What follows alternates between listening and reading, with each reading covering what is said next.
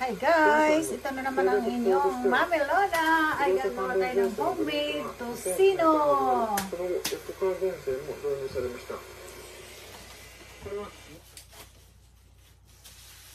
Ito guys ang gagawin natin. Bali 4 kilo to lahat. Ito, maliit kasi yung space ko dito sa kitchen namin. Ito guys, konnichiwa, minasan, good morning. Magandang araw, magandang hapon. Ayan. Bali, 4 na kilo ang gagawin nating homemade tocino.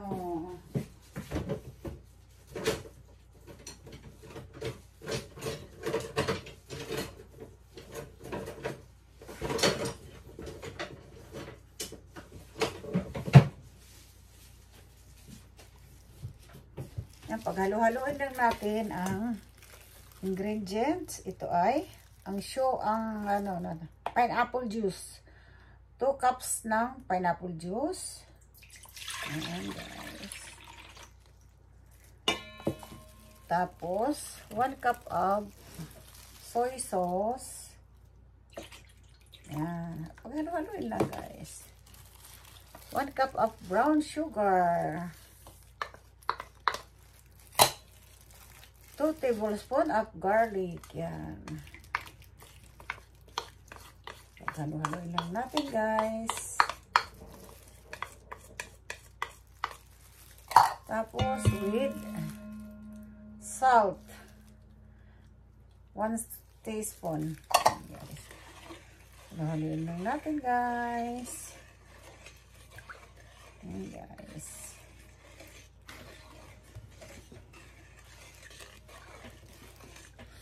Bango-bango.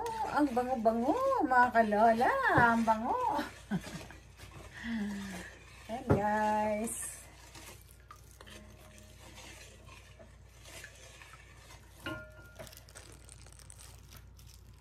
Mamarinit lang.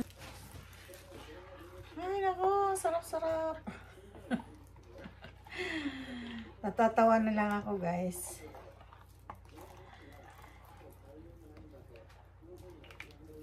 Ayoko nang nagluluto ako, gumagawa ako ng food ng medyo inis kasi maapektuhan yung niluluto ko. Baka hindi maging masarap guys. Kaya pinalayas ko muna yung asawa ko maingay. Alam mo ang hapon kasi talaga maingay. Ang sarap.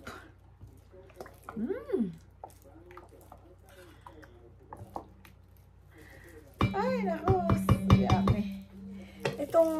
Ito, binili na ito sa Costco, dito sa Japan. Nang slice na siya, guys. Yan.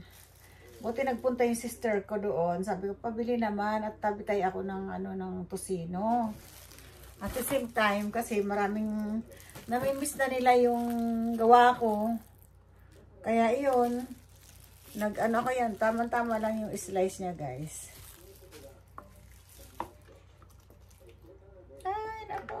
Sarap.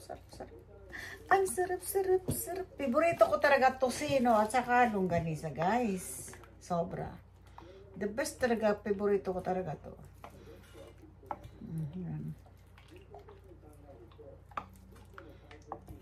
Ang inyong lola. Pag sinisipag ako magluto, gumawa ng mga kasi talaga magluluto naman talaga ang lola nyo. Pag sinisipag ako magluto dito sa kitchen, yung asawa ko, nakikiano ba? Yung nag-iingay siya.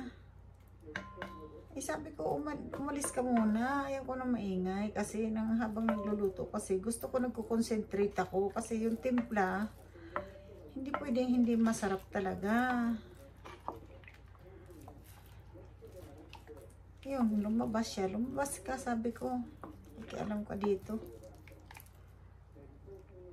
Namimiss ko sa Pilipinas. Grabe yung ko doon, pagluluto. Pilipinas kasi talagang manawa ako sa pagluluto doon. Sa dami ng umu-order. Saka dito, nung bago pa lang ako dito sa Japan, guys. Siyempre, bago pa lang lola nyo. gambaro ako na siyempre makabili ng properties man lang maski kaunti. Nagpapa-orders ako lahat ng mga pagkain. Talagang yung sasakyan ko laging puno yan ng food. Namimiss na nga nila dahil hindi na talaga ako nagluluto. Siyempre, alam niyo na guys, nagkakaedad ang na parang tinatamad na ba ako. Eh ngayon, parang sinisipag kasi ako. Sabi ko, parang gusto ko. Tabitay ako ulit ng tusino at saka longganisa. I think next week ko gagawin yung panglongganisa ko. Kasi mas mahirap ang preparation nun dahil magbabalot ka pa, titimbangin mo isa-isa, kung ilang grams. Hindi katulad ng tusino, paghalu-haluin mo lang. Yun. Mas matrabaho ang longganisa kaysa tusino. Pero ito nga, tingnan nyo, ilang minutes ko na ito hinahalo. Kasi gusto ko talaga pulido yung gawa. Ayoko nung may pipinta sa akin. Sabagay, sa awa ng Panginoong Diyos, lahat naman ng nagsasabi, okay naman daw yung timpla ko. Hindi, salamat sa Diyos at talagang business ko kasi ang magluto since pa nung bata pa ako, may talaga ako. May minkyo kasi ako, may license ako. Kaya sa cooking. Yan guys. Okay na. Teka, parang mayroon pang Okay na guys. So, ilalagay na natin ang ating ganda nito, tamang-tama lang kasi yung taba niya ba. Ang ganda lang dito sa Japan kasi hindi ka na mag-i-slice. Mabibili ka ng slice na tamang-tama lang talaga yung sukat. Yun lang kagandahan dito. Pilipinas kasi ikaw pa talaga ng size ng pag-slice. Yan.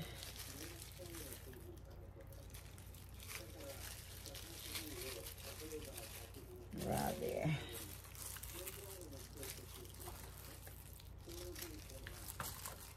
Pag nasa puso mo yung pagluluto, talagang masarap ang nilalabasan. Kasi, nung araw talagang dinadayo ako sa marami nag-a-ask sa akin kung paano ko tinitimpla.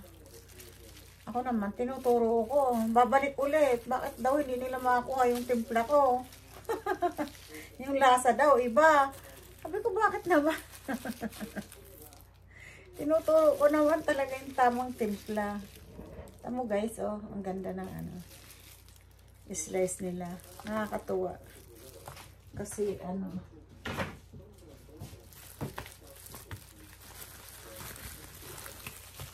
ganda ng nila dito. Alam nyo guys, turo ko sa inyo, bigyan ko ng tip. Ang karne, para maging maganda at pantay-pantay yung slice. Yan, habang naka-frozen siya. Naka-frozen siya, pwede nyo at saka nyo ipa-slice habang naka-frozen pa para pare-pareho yung size, yung sukat, yung lapad, yung kapal. Ganun yun dito. Ang yung mga machine nila ay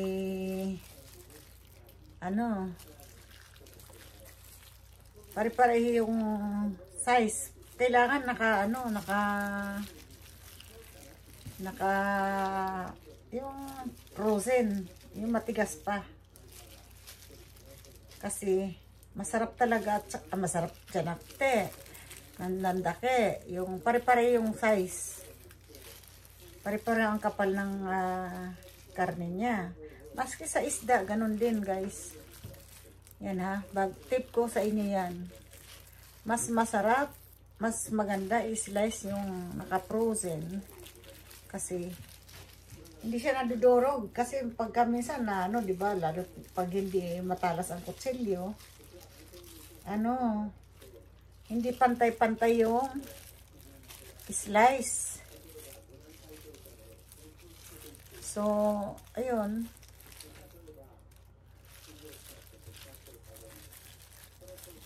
Kaya pag umuwi ako ng Pilipinas, guys, pag bumibili ako at gusto kong igawa yung mga anak ko, mga apo ko, kasi yung mga apo ko, favorite nila din to. Block na binibili ko yung buo. Tapos, ano ko, yung, ako na nag-i-slice para pare-pareho yung sukat. Pati yung mga pang yakiniko, yung mga pang, di ba nag-usong-uso sa atin yung samyupsal ba yun? Tawag nila dyan. Dito kasi yakiniko lang tawag dito. Ayun. Yun ang ano nila. Parang ang liit ng lalagyan ko, guys. Ayan. Kasi bali, ano to, 4 na kilo eh.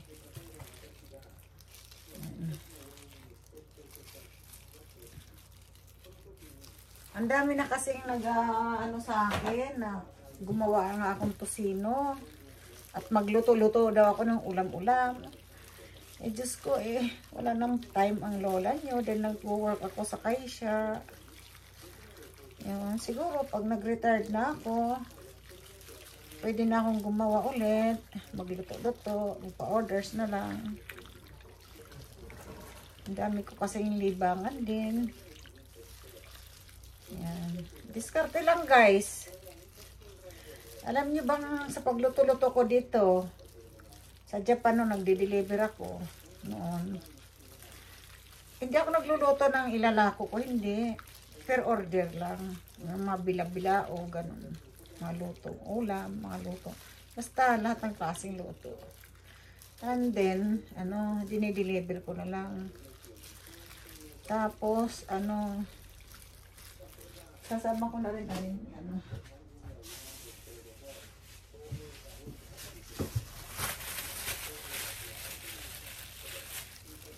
Ito ganito. Ayan. Ito rin.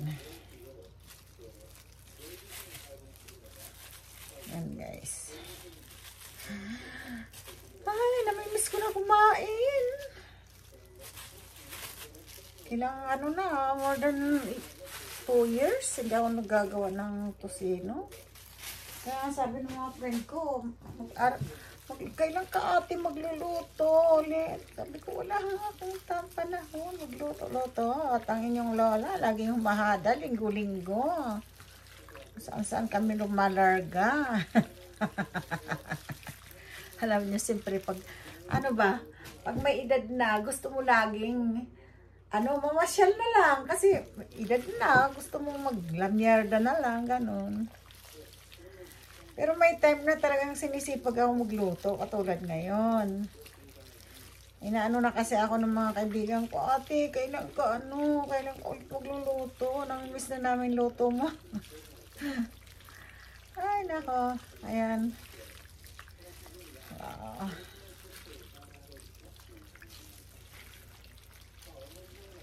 Actually, ito, kasi malambot yung karne dito. Hindi na kailangan yung pag magluto ka nito, di ba yung iba nilalagyan ng water? Dito, hindi na kailangan lagyan ng water, diretsong fried na. Kasi ganun din naman yung ano, nandiyan na yung lasa niya. Yan, guys. Yan. Bali, lahat ang lulutuin ko is, ang gagawin ko, nasa ano, kulang-kulang 10 kilo Yan. Ay, giatay yan. Ano na, giatay. Kasi maliit yung aking lalagyan, guys. Ayan, ayan. Mailipat sa malaki. Hindi ko mahalo, guys. Maayos. Yan, tuloy, yan. Yeah.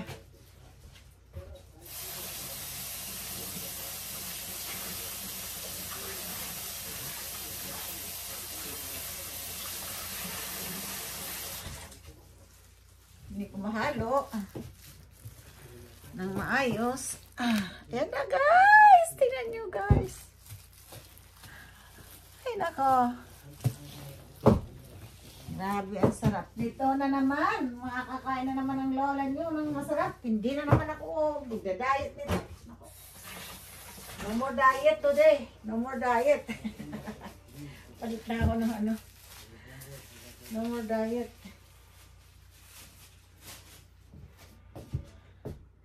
Where is my tissue? Yan. Punasan ko yung mantil na ano, na buhusan niya. Oh my God. Paano ko kaya ito? I think kailangan ko dito. Meron naman akong malaki dito ano. At saka ko pagbubuko rin yung ano. Ay. Hirap na maliit ang lalagyan pala.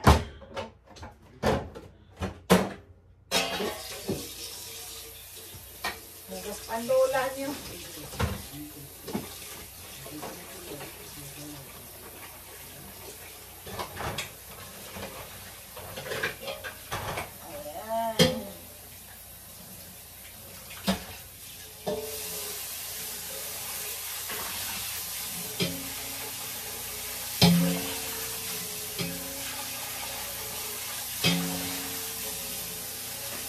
Ay naku, wala na akong oras. Nagtrabaho pala ako. Ano ba yan?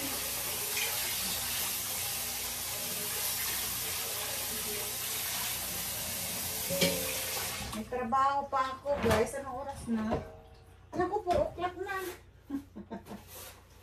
I don't have time na kasi 6 o'clock start ng trabaho ko. Guys, tingnan nyo. Tapos, istorboy pa ako ng asawa ko. Wala akong time. Grabe.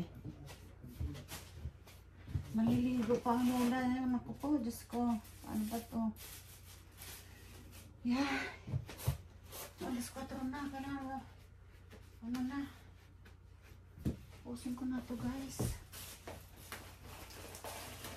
Guys, tingnan nyo. Lola nyo. Nagpapanggabi pa sa trabaho.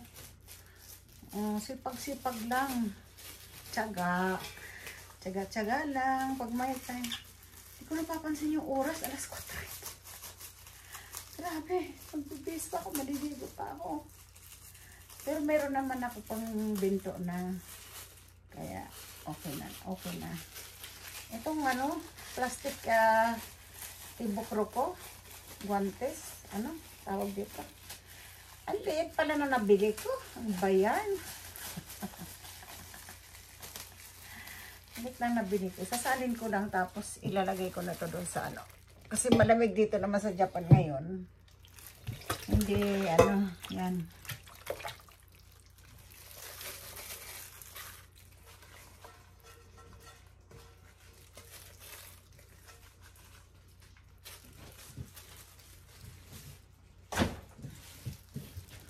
Tingnan nyo guys. Yan, no? Look.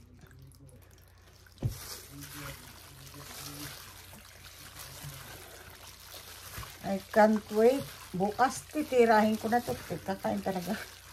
Laman-laman ang lola niya. Sarap magluto kasi. Sarap kumain. Yan guys.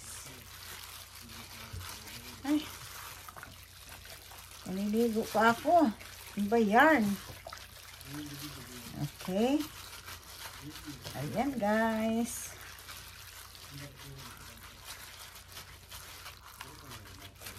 Yan, na. Lado na siya. Yes. Tingnan na natin lang. Sarap.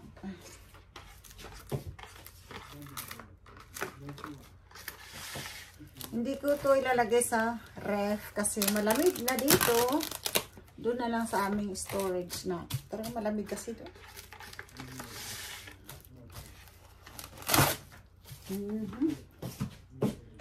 Bago bukas ko na anuhin to. Basta kasi panta na. Ara! Wala na pala akong ano. Okay na yan. Ganyan na lang. Wala na pala akong lagay. Wala na pala akong may freezer naman dito. Kasi yun nga. Hindi kasi ito sa freezer. Ang laki. Okay guys. Yan. Tingnan natin. Bukas ko na magagawa ang pagbabalot-balot nito. Okay guys. See you tomorrow. Ilagay sa fridge. Diyos ko, naninigas pa rin. Nag-yelo pa rin. Sa loob. Sa labas. Ilagay ka ng yelo sa labas mag-yelo siya. Nanigas nga yung karne. Sabi ko, ala. Kaya nilabas ko ulit dito sa kusina kasi mainit. Nandaki. Linis mo na. Yung malamig. Namumuong yelo dito guys. Pag ganitong winter. Maski dyan lang sa tabi-tabi mo ilagay. Maninigas talaga dito ang ang karne.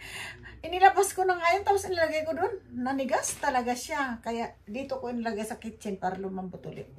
Ayun guys. See you tomorrow. Pakita ko sa inyo pagluluto guys. Thank you. Ito na po ang ating ginawang tocino. Ayan guys. I-reveal na natin kung ano yung lasa niya.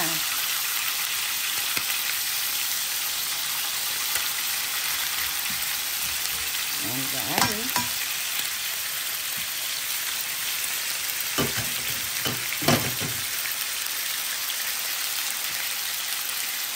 Itikman po natin ang tocino.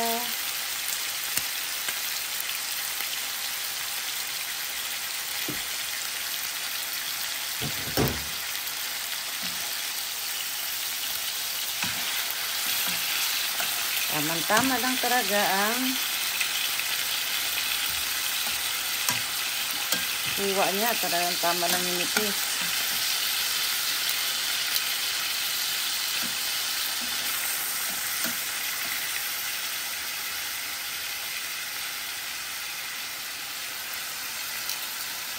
Looks so yummy guys. Love it.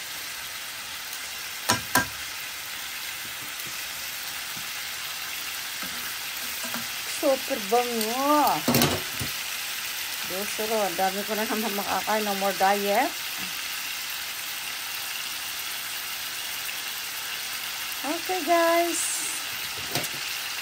Hanggang ano na lang yung mag-brown ng konti. Ayan. Slow lang yung heat niya para hindi nasunog.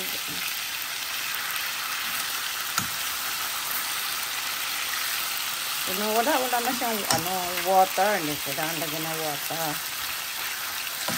Ayan guys.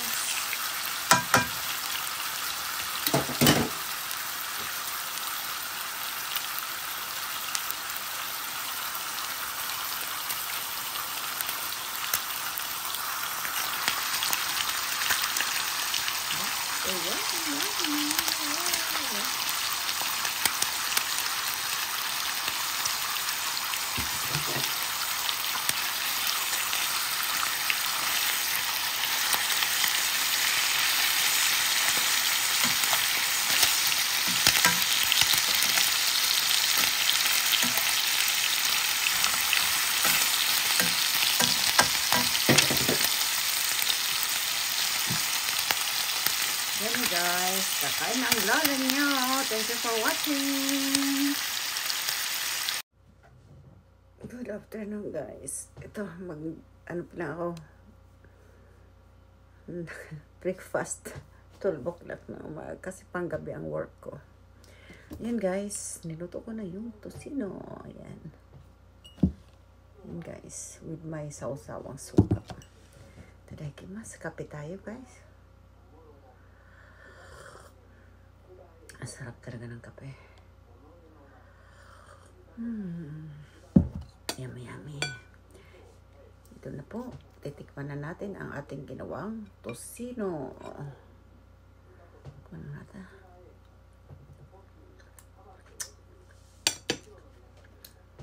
Perfect. Ang sarap. Hindi sa pagsasayaw ng salimbang ko. Ang sarap. Grabe. Sausaw natin sa suka. Tingnan natin kung masarap. Lalo.